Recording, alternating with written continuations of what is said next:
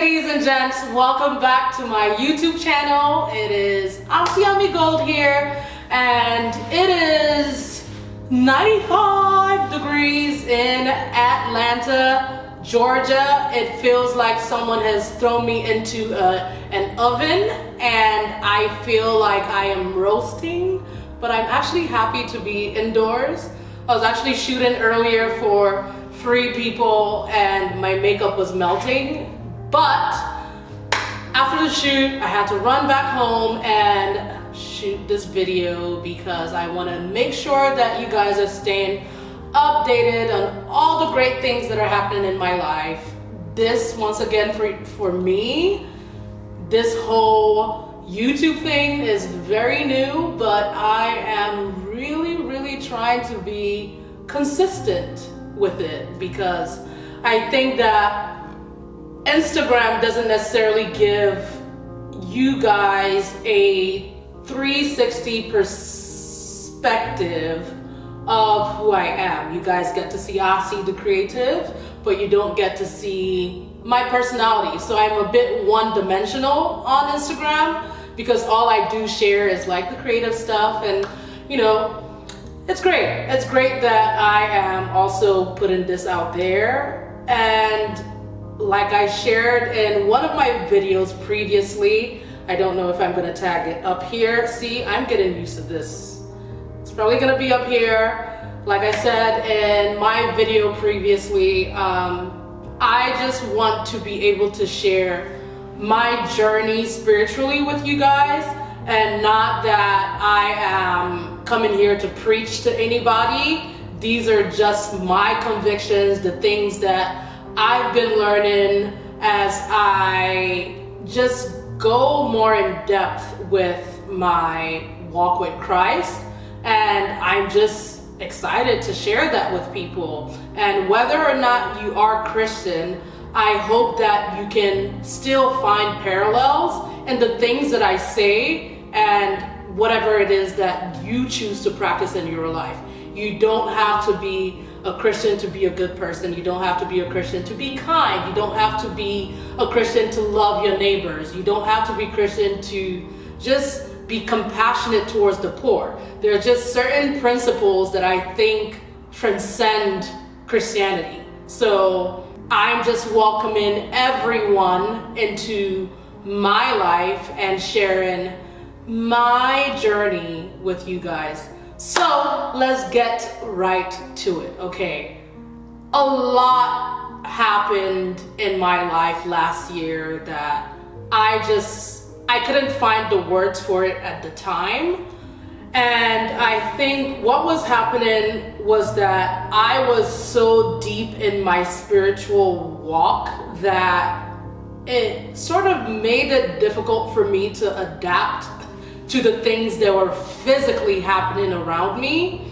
So it has been on my mood board for almost 10 years or it had been on my mood board for almost 10 years to own a home. And I think that was one of the things within my control that I could, not within my control, but it was something that seemed feasible, though I didn't know how to get there. It was something within my control. There are certain things like marriage that is not within my control. In God's time, it will happen. But when I looked at the list of things that I wanted to accomplish in my life, basically the only thing that was left for me to accomplish in my 20s was getting myself a house. And after moving in here, for the first 2 months, I was happy, I was grateful. I would walk upstairs and literally bask in just this new environment and how surreal it all felt to finally achieve this goal. But then after that, I just felt my momentum dwindling. It was just this like decline because I felt like I had plateaued. I felt like I had come to the end of a season in my life. And it was so difficult to navigate that. And unfortunately, rather than processing my thoughts, I started focusing on what was next. What is next for Asiami? Okay, now you've moved into this house, that's great, but how can you outdo what you've already done? And that was not a great space to be in, because I basically didn't give myself the chance to enjoy and live out what I had worked so hard for over the past 10 years, over the past decade. And I was really, really hard on myself to the point where I had gotten really, really depressed. And it was just a very interesting year for me, 2021, because something had happened personally in my family that kind of shook me to the core. And though, because I was very, very sensitive to the spirit at that point in my life, there were things that were basically shown to me in my dreams, and it allowed for me to pray over things and basically intercede before those things happened. But the fact that those things actually still happened. And though my spirit knew that it was a season that myself and my family would come out of, we still went through it, you know? And I realized that after we went through that season, it made me afraid. Every time I received a phone call from either one of my parents, I thought it was going to be bad news. I thought, what if something has happened again? And I kept living in that fear of what if? And it just made my my living experience incredibly unbearable. And so fast forward, that was in 2021, and I'm just trying to walk you guys through my healing, my journey, and how I've sort of like, you know, moved and transitioned out of that phase where even waking up in the morning felt like a chore to me. So, and it was weird because I couldn't navigate it. My spirit man or my spirit woman felt alive, but my flesh felt dead. Like I felt like nothing was happening. You know, there was no movement, and there was actually no desire for movement, so I just stayed still. And maybe the lesson in that was that it was my season for me to be still. You don't always have to constantly be in motion. It's okay to be still. And sometimes that season can last for more than a month, more than 2 months, maybe 6 months. But I think that we're finally in a space where we can be sensitive enough to that inner man, to that voice, to understand what we as human beings need in each phase of our lives. Eventually, I was able to sort of just allow myself go through the motions. I was able to allow myself answer certain questions on fulfillment and why I wasn't feeling fulfilled. Something great had just happened for me, but I thank God for it, but I was focused on what's next rather than glorifying God in that season and just saying thank you. Thank you. If this is it, if this is all that it is that I will ever get out of this life, thank you. rather than focusing on, because when you focus on what is yet to come, it makes it impossible for you to embrace and really find the joy in the present moment, So fast forward to this year, I started attending Dominion City, Georgia, and I remember last year a part of me felt like, okay, maybe you should move to Nigeria and attend Koinonia, because I don't know how to put it in words, but there is when you go to Africa, when you go to Nigeria, it's impossible for you to not feel and sense the presence of God in that environment, because that is all people know. And then when you come to America, it's completely different. God in this culture is a choice. And I had been attending a church online, but I wasn't actually physically going to church. But a friend of mine sent me a text message, and it just happened to be, a YouTube live. And she said, go ahead and watch it. So I started watching it, and on that day, she talked about having 4 years in one. This is your year of basically restoration and getting everything that the enemy has taken from you. And she talked about speed. But then after that, I just started going down the archives and watching all the sermons that had been preached in the past. And one of the sermons that really spoke to me was the one on mental health and depression. A friend of mine, and it was weird, right? I was just telling her like what I had been going through in 2021, and she had suggested taking meds, right? And while I'm not against taking medicine, because there's a reason why we have pharmaceutical companies, there's a reason why we have pharmacists and doctors and medicine, I still believe in the spiritual aspect of things. I still believe in the power of the mind. So when she had suggested taking medicine, I was like, oh, interesting. While that's not a bad thing, I didn't feel like I had gotten to that point yet. All I needed to do was get angry in my spirit to wake up from whatever it was I was dealing with.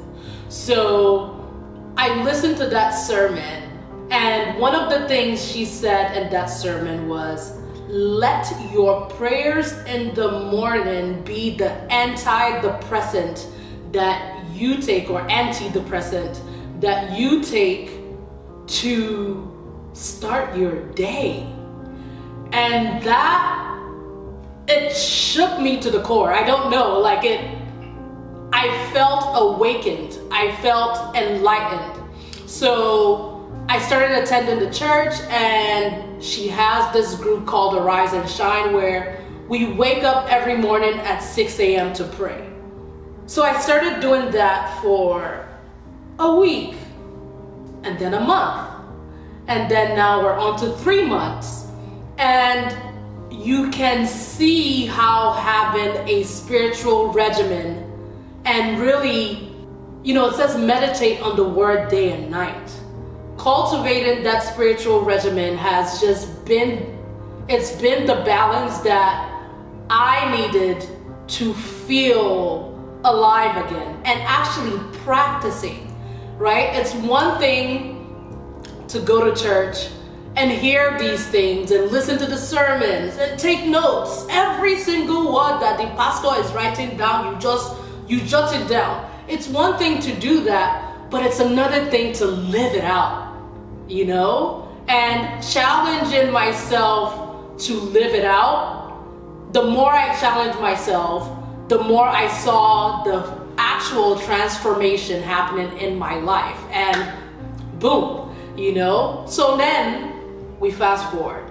I attended a retreat with the church in April of 2022, But around that time, there were some things that happened in my life that I just sort of had to like snap out of. So I went to the retreat, and during the retreat, it was the first time I felt like I incubated in the presence of the Holy Spirit, because we fasted for that day and we prayed for 6 hours straight. Now, by the end of 6 hours, I wanted more. I wanted to keep going. I wasn't done, you know? And it was just beautiful to be in that space where you were just there to draw strength from a higher source, and also gather and fellowship with other people who were equally there to seek God's presence. And it was just beautiful. And then after that retreat, an instruction was given to go home and write down whatever instructions we downloaded from being there, you know? And I came home and I sat still, but I was just still in it. So I just came home and I prayed, and I continued praying and worshiping. And if you guys haven't heard of, there's a guy, his name is Theophilus Sunday. He is incredible. There's a song, you reign forever, your name is ever great. Oh my God. And I just kept playing that over and over and over and over again. And I just sat in it. And then I got out my pen and paper, and basically the Holy Spirit was like, okay, go and give my kids Bibles in Abua. And I said, me, and go and tell them about me. And I'm just thinking, okay, Asiami, shut up. Stop talking to yourself. This is you. So, you know, you can go. So I wrote it down though. I still took notes and I still wrote it down. And I ignored the instructions that I had downloaded for a while. But then it kind of came to a point where I couldn't sleep at night. And all I would think about was how to execute this project that I had been instructed to do or to accomplish. And I just became restless in my spirit. So I said, okay, well, if this is something you're asking me to do, please present the right people to work with, because I'm not on ground. I don't know what's going on. And boom, just like that, within the span of literally in under 2 weeks, everything happened. And I was instructed to work with a cousin of mine that works in the church, and basically everything just moved so quickly. Now, here's the testimony in all of that, right? I still had my doubts. I still didn't know if it was me talking to myself or if it was the voice of the Spirit. Once again, I'm still working on that sensitivity, because when I'm fasting, it's easier to discern the voice of the Holy Spirit. But when I'm not fasting, it's kind of difficult to know the difference. So I have to consistently pray for clarification to know, okay, is this you or is this me? And I'm someone who, when it comes to my trips overseas, I underprepare. And this is one of the scenarios where it actually worked out for me. So I get to the airport on my way to Nigeria. I finally decided to go on the trip. And I said a very brief prayer. I said, God, if this is you, if indeed this is your mandate for me to carry out, I relinquish control, take control. I want nothing to do with this. And by the end of all of this, you get your glory, you be magnified. I'm just a conduit, and you're using me to accomplish this. Let's make it happen together. You know, I'm just a humble servant. So I get to the counter and the guy tells me, oh, by the way, your passport is expired. My Nigerian passport was expired. And I just start praying. I just start speaking in tongues inside, and I'm just like, okay, you know what? Because at this point, I wouldn't even know what to say or what to say in a prayer. So let the Spirit take control. And I just start praying because, you know, there are people who, if they're having a bad day, they really could send you home. But the guy just turned a blind eye to it and just said, you know what, it's Nigeria, you can go, you figure it out when you get there. Okay. So I ran to my gate and I'm like panting. Finally get to my gate and I stand in front of this Muslim guy, and there was just something about his eyes, because he had on a mask and all you could see were his eyes, and he just had really kind eyes. I just don't know what it was about him and his presence. So he tells me, you know what, just relax, go get yourself a bottle of water. I'm going to watch your suitcase. And while I was there, I also picked him up a bottle of water, and then I came back and we just start talking. And I told him about my experience with my passport and how it's just been a crazy day. And he's like, you know what, we thank God you're here now. We're both gonna make it on the flight. Let's get on. So we get on the flight, and then I come out. We were connecting through Paris. I walk out of the flight and I see him waiting for me. And I'm like, oh, hey. So then once again, we start talking, and he's giving me advice on marriage and just life in general. And I remember a young lady asking me, is this your dad? And it was funny because he wasn't my dad, but there was just this sense of familiarity and peace that I felt with having him around. So we start talking, and we keep talking till the end of the flight. We eventually make it to Nigeria. And when we get to Nigeria, he's like, stick by me. And I said, okay, no wahala. We get off the flight, and there are all these military guys running towards him. And I'm like, who are you? Okay, I'm definitely gonna stick by you, sir. So we go through security. Nobody checked my passport. Everything was fine. And I was like, wow. The sign that I prayed for in Atlanta basically just played itself out in real time, you know? And this was God reassuring me that this is what I want you to do. This is my instruction, and I'm happy and I'm glad and I'm rejoicing that you have chosen to obey me. And I will make sure that your lines fall in pleasant places throughout this trip. So I finally make it to Port Harcourt. It's raining every day. I get there, myself, my cousins, we start worshiping, we start praying, we pray into the day of the event. And I prayed for perfect weather. I prayed for things to run smoothly, because right now, or then and right now, is still election period in Nigeria. So my parents didn't really want me to go on this trip. They really tried to hold me back from leaving Atlanta. But like I said, I wasn't settled in my spirit, and I just had to go in May. And we get to the village, everything is beautiful. It rains, but it rains for like a split second. And we had only budgeted for 400 children, and 600 plus showed up. And they were being served out of this small cooler.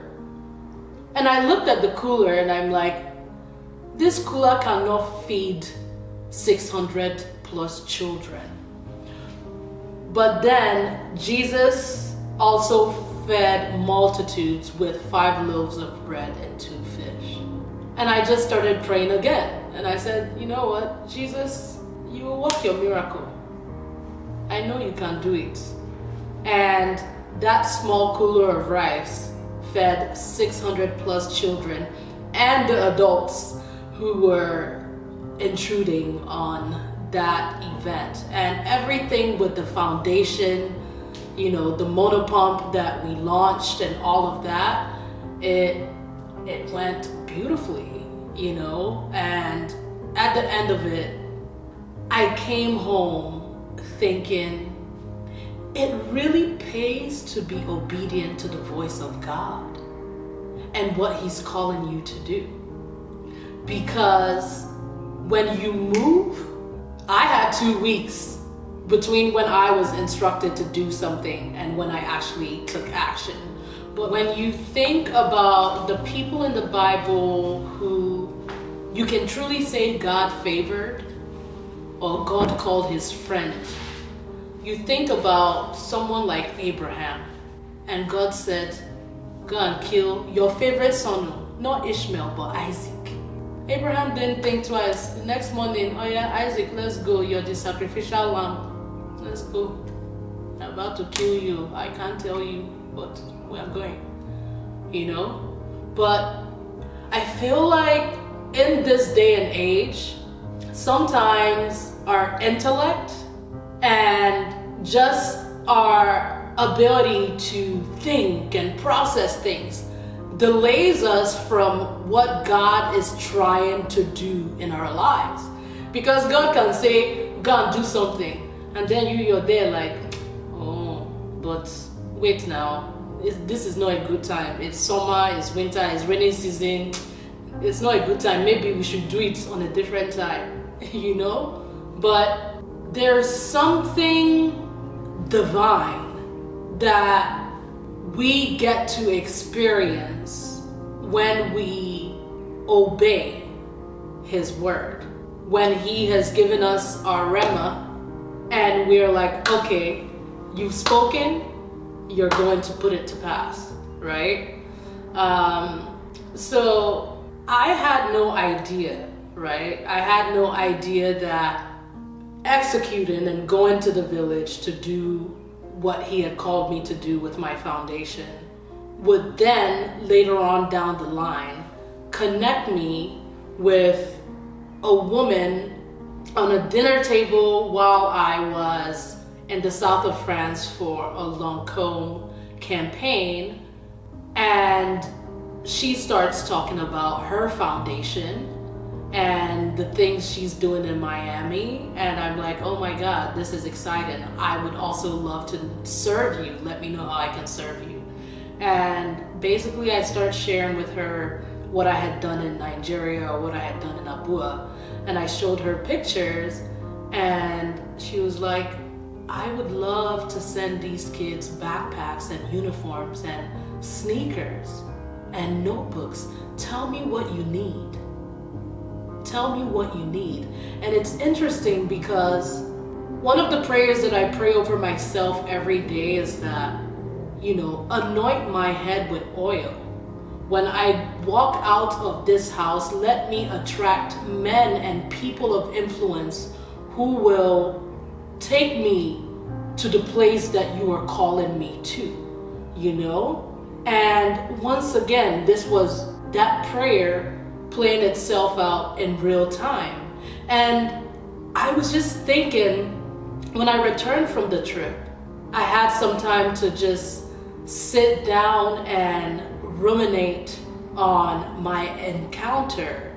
And I was just thinking to myself, if I hadn't been obedient and moved in the month of May, when my spirit felt restless, and I had waited for a different time when it was a bit more suitable for me so I could stay in Nigeria for a longer period of time, I wouldn't have had something to show that lady.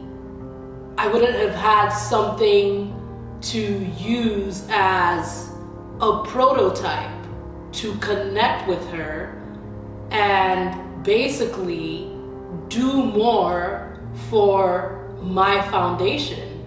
and do more for what God has called me to do. And it was just, honestly, it pays to be obedient. It says obedience is better than sacrifice. Sometimes you just don't know what you are sacrificing in being disobedient. And I feel that we have to trust that the one who designed us, right? Think about a manufacturer.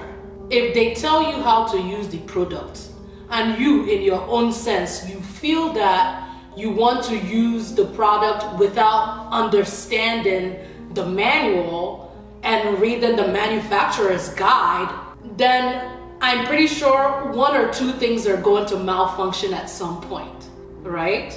So in our lives, we have been created by God. At every given point, it pays to seek Him always and obey His instructions.